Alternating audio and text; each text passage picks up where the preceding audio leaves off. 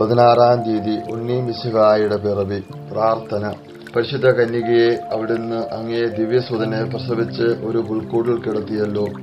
അങ്ങേ ദിവ്യകുമാരന് മാതൃസഹജമായ പരിലാളനകൾ അർപ്പിക്കുവാൻ പോലും സാധിക്കാതെ അവിടുന്ന് വളരെ ദുഃഖിച്ചു. എങ്കിലും സ്നേഹത്താൽ ഉജ്ജ്വലിച്ച അവിടുത്തെ ഹൃദയത്തിൽ നിന്നും ആരാധനയുടെ അർച്ചനകൾ ഉയർന്നു. അവിടുത്തെ പ്രസാദിപ്പിക്കുവാനായി അങ്ങേ വിനീതവും ലളിതവുമായ പരിചരണങ്ങൾ നൽകി.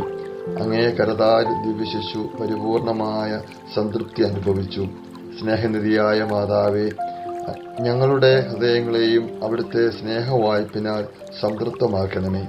ഞങ്ങളുടെ ഹൃദയത്തിൽ ഈശോ മിശിഹ ആത്മീയമായി പിറന്ന് ജീവിക്കുവാനുള്ള അനുഗ്രഹം നൽകണമേ.